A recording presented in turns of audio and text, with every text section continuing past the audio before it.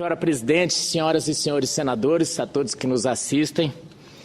Senhora Presidente, eu primeiramente, antes de começar a minha fala, ontem estive no meu estado, na Gleba Carimã.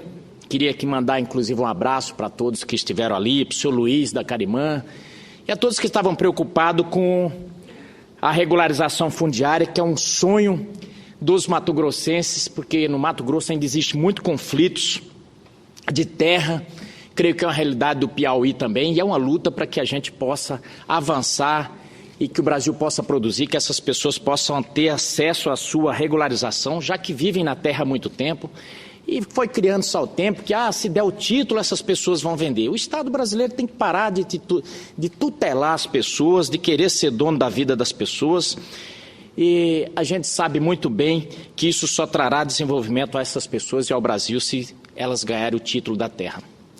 Mas, senhora Presidente, eu estou vendo muita confusão num assunto muito simples. Eu venho de família de nordestinos, como disse agora há pouco a senadora Fátima, venho lá de Caicó. Famílias, meu pai é analfabeto, uma pessoa muito simples, minha mãe também uma pessoa que não teve muito tempo para estudar, ela não estudou muito, mas são pessoas muito inteligentes. E aqui fico até suspeito porque são meus pais, mas eu digo muito inteligentes porque desde cedo me ensinaram talvez a maior regra da economia.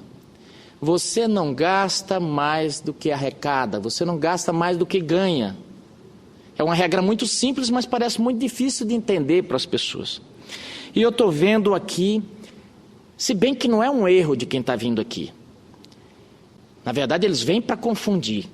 Tinha até um humorista brasileiro, humorista não, um grande apresentador brasileiro, Aberlade Figueiredo, mais conhecido como Chacrinha, que dizia: eu não vim para explicar, eu vim para confundir. E eu estou vendo vários Chacrinhas subir aqui na tribuna, sabe para quê? Não é para explicar, não é para esclarecer, é para confundir a população brasileira. As pessoas simples já começaram a falar da 241 como se fosse um demônio, o dragão que vai dragar todas as suas economias e por aí vai. Sabe por quê? Porque ficam aqui confundindo a cabeça das pessoas. E é preciso que a comunicação da área do governo e mesmo a base comece a fazer o contraponto. Tenho feito o meu contraponto aqui para tentar evitar que a população brasileira seja enganada. A Folha de São Paulo, no dia 13/10, fez uma charge altamente tendenciosa, intitulado Brasil 2036. Nela há um desenho de uma escola em ruínas, um professor anuncia: boa notícia, chegou dinheiro para comprar giz. Isso não ajuda, isso não explica, isso confunde e cria medo. É uma versão derivada da fortíssima corrente política para a qual a PEC 241 e agora a PEC 55 pretende nada mais, nada menos que acabar com a educação e com a saúde no Brasil. Eles chegam aqui e dizem: a PEC 55 vai acabar com os mais pobres, e nada diz sobre o andar de cima. A PEC 55 vai acabar com a educação e vai acabar com a saúde. É previsível, em conformidade com a democracia, que a oposição utilize desses argumentos. Uma linguagem até caricatural ao se referir a essas intenções do governo. É normal que se faça isso. E, aliás, é o que o PT faz melhor. O PT, quando eu digo agora, é importante que a gente diga o PT. O PT agora é uma legião. Não somos somos uma legião, porque somos muitos. Esse é o PT, ultimamente. Porque tem partidos aí que está mais PT do que o próprio PT. E aí vai o Rede, PSOL, PCdoB e por aí vai. Mas ao tomar conta do espaço de discussão dentro das redes sociais, a oposição também demonstra que o governo, mais uma vez, precisa repensar e refletir sobre a questão de como se comunicar. Deixamos de lado as afirmações como as da senadora Gleice, que acabou de sair daqui, para quem a crise fiscal nada tem com os gastos excessivos do governo da presidente Dilma. Aliás, a senadora Gleice sempre negava a crise. Depois ela falava que a crise existia, mas ela era uma crise internacional. Na verdade, eu digo que a senadora Gleice, na sua retórica, é uma ilusionista. Ela consegue transformar pau em pedra. Seria apenas a soma dos juros altos com a queda da arrecadação provocada pelas pautas-bombas votadas no Congresso. Esse tem sido o discurso aqui. Mas vejamos, o projeto de orçamento para 2017 já foi enviado em agosto ao Legislativo. Para a saúde, um piso constitucional seria de 11 bilhões, 15% da corrente líquida da União, da receita corrente líquida da União. Pois foi enviada uma previsão em 8 bilhões maior. Veja bem, para a saúde, 8 bilhões a maior. Tanto quanto a educação, a saúde não entra no congelamento das despesas.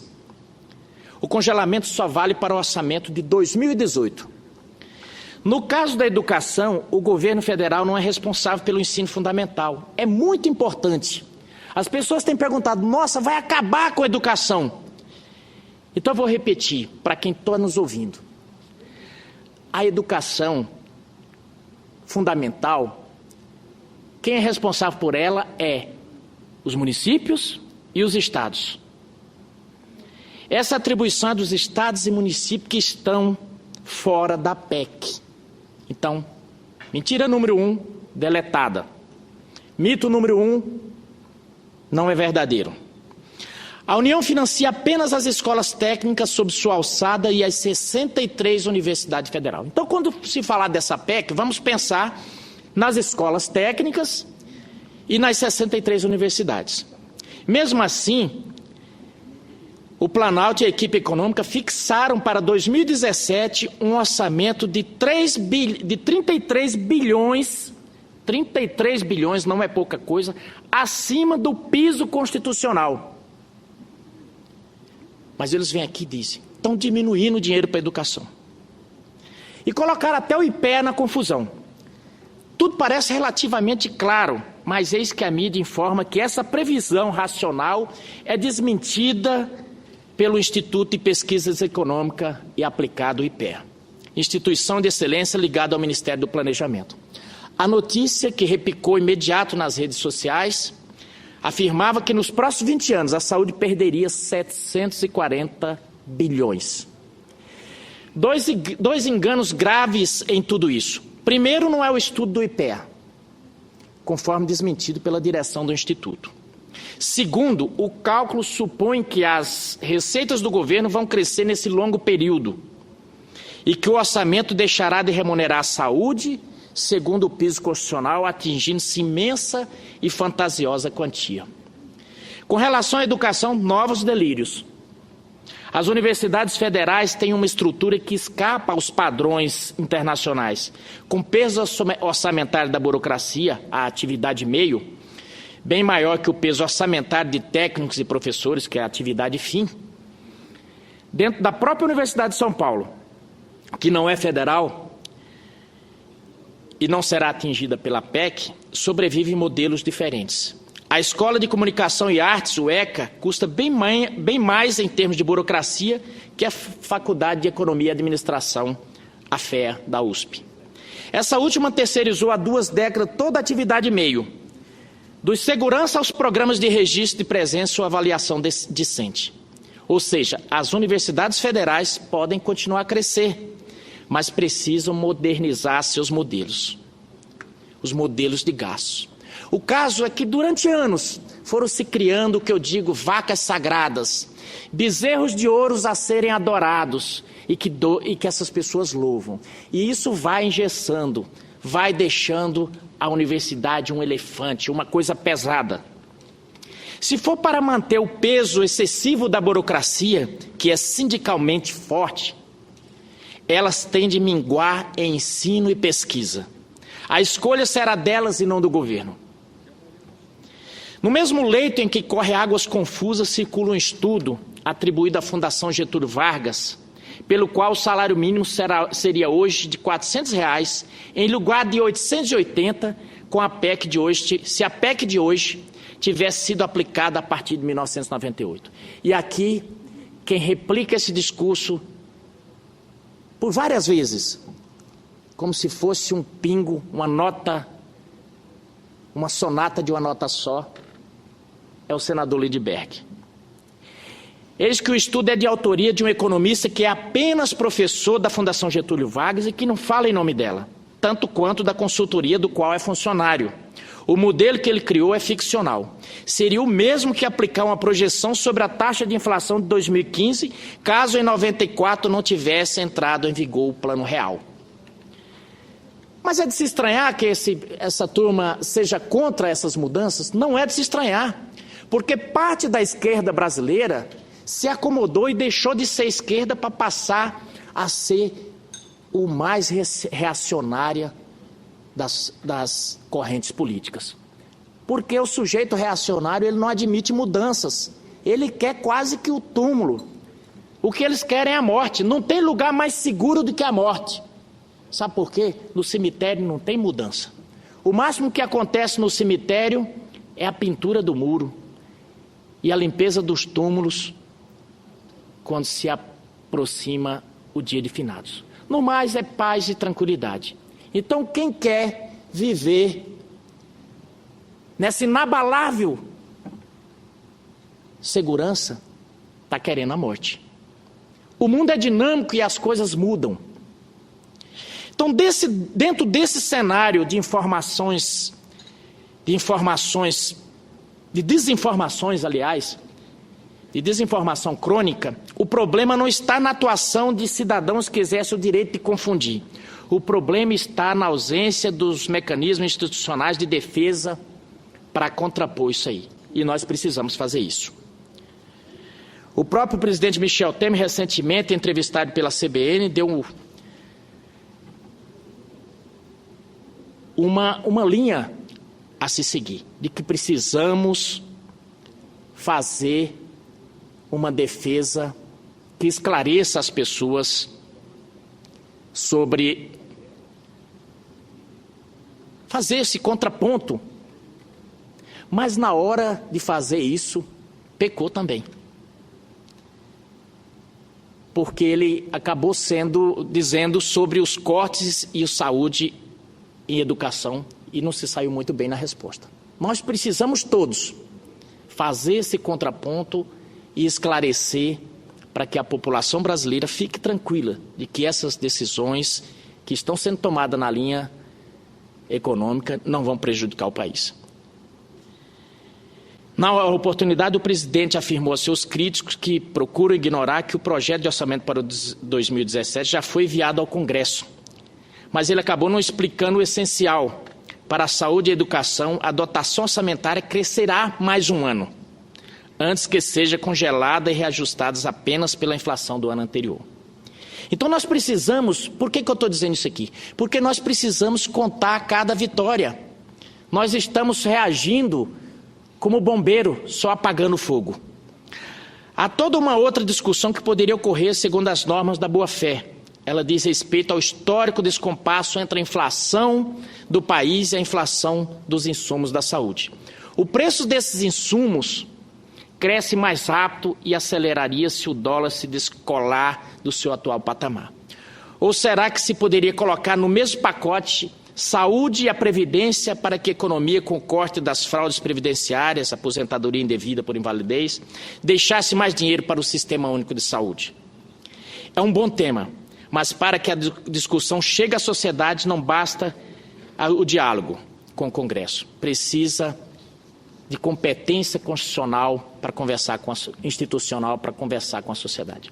Esse é um artigo, isso aqui é um artigo do Diário do Comércio, feito pelo articulista João Batista Natali, e eu trouxe aqui porque achei extremamente esclarecedor e que derruba de forma simples todos esses pilares que têm sustentado esse discurso que não tem ajudado o Brasil. Não tem ajudado o Brasil por quê? Eu entendo, por exemplo, que seja natural que o Partido dos Trabalhadores e os que o seguem, que venham de bases populares, que venham de uma política ligada aos sindicatos, ligado à educação. Eu entendo que eles queiram reconquistar essas bases, mas nós precisamos esclarecer esses alunos. Precisamos esclarecer esses pais. Que a PEC, por exemplo, a medida provisória do ensino médio, ela só trará benefício, porque nós temos uma educação, que agora há pouco o senador Lindbergh disse aqui, dos números que o Brasil gasta com educação. Mas nós estamos com os índices de educação lá embaixo. Todos concordam, até os que criticam a medida do ensino médio, que nós precisamos fazer alguma coisa. Ah, mas não está tendo, está sendo colocado de goela abaixo. Está sendo colocado através de uma medida provisória. É importante que seja colocado por uma medida provisória, porque, como diz o senador Cristóvão Buarque, mostra a urgência do tema. A educação brasileira está na UTI. Agora há pouco, essa menina que está sendo cantada, a filha de um militante do Partido dos Trabalhadores, que está sendo colocado, primeiro colocaram como se fosse uma estudante que espontaneamente trouxe um discurso. Não, eles prepararam a menina está aí, fazendo sucesso nas redes, mas a menina acabou dizendo uma coisa interessante, fez um ato falho. Ela disse, na nossa atuação no movimento sindical, nós temos aprendido muito mais do que as horas perdidas na sala de aula. O que é isso? É extremamente revelador o discurso da estudante Ana Júlia.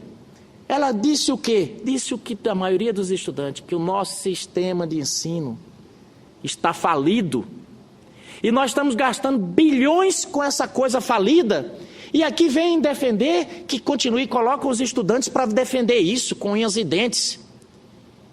O que está acontecendo?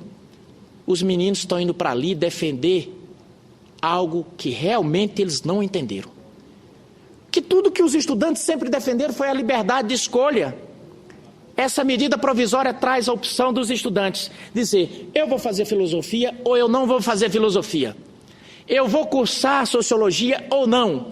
Ou eu quero o mesmo modelo anterior. Eu vou cursar todas as matérias anterior. Pronto, é isso. Você pode fazer tudo, inclusive nada. É o direito de escolha. Como alguém pode ser contra isso? Como alguém pode ser contra fazer? Não, mas nós queremos fazer o debate. Olha, o debate vem sendo feito há mais de 20 anos. Nós precisamos modernizar. Sim, a medida provisória justamente prevê isso, a modernização. Mas não querem. E não querem, sabe por quê? Porque o debate não é sobre educação. O debate se trata de religar os laços com os partidos. Boa parte desses jovens, em todo colégio, tem lá um rapaz bem articulado, com cara de jovem de 40 anos. É aqueles meninos que foram para a escola estudante profissional, ou ficaram no ensino médio, eternamente, ou são zumbis dos centros acadêmicos e diretórios nas faculdades e que conduz o rebanho. E fala bonito, e fala palavras de ordem. Na verdade, não conseguiram se estabelecer no mercado e vão ser eternos políticos profissionais, eternos estudantes profissionais. Não todos merecendo os estudantes que estão lá de boa fé. A esses eu conclamo a ler, a buscar, a fazer a crítica do próprio discurso. E aos pais eu digo, na maioria dessas escolas estão rolando droga. Seus filhos estão em perigo. E lamento pela morte do estudante no Paraná. A família nesse momento está chorando a morte. Por quê? Havia droga nessas escolas.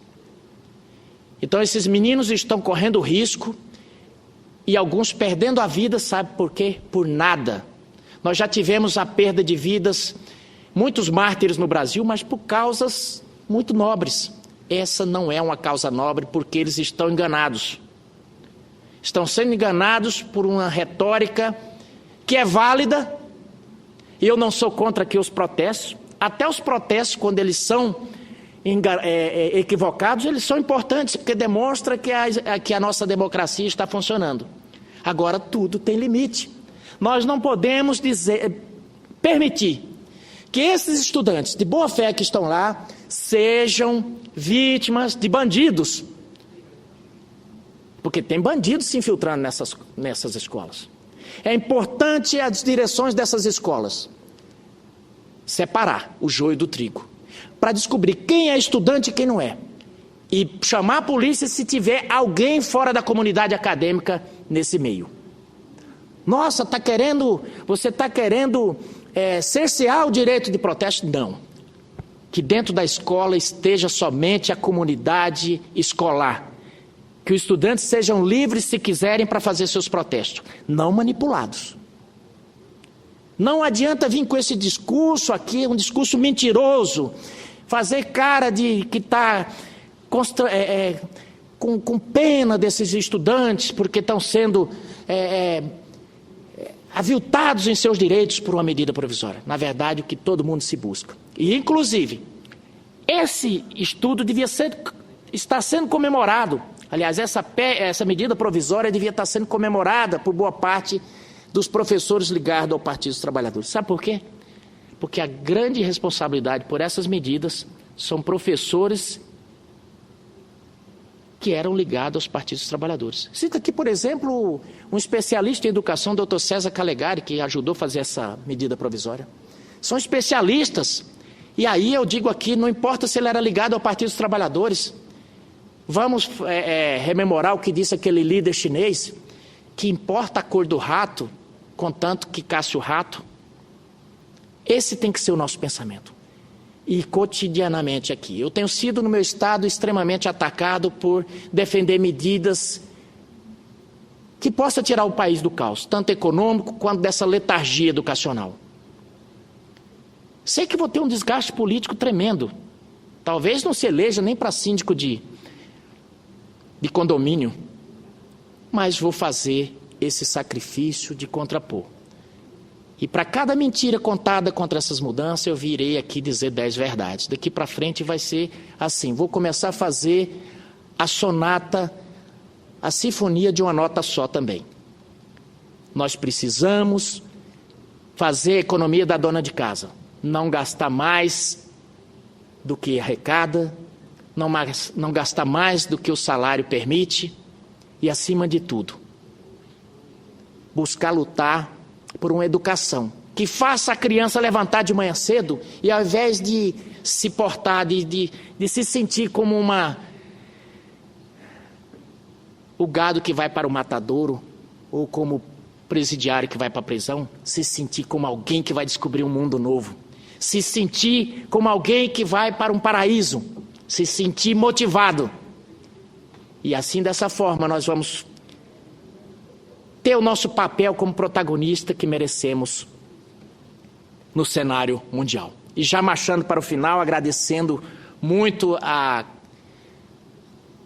nossa presidente que me concedeu um tempo a mais, embora tenha que ouvir todo o discurso contrário ao que ela acredita, mas nós temos nesse momento no Brasil que fazer esse debate, mas um debate intelectualmente honesto, não um debate rasteiro, não um debate simplesmente da retórica política para acusar o outro ou diminuir o outro, mas um debate de que nós precisamos ter uma outra educação, nós precisamos ter um outro rumo na economia. E por que isso?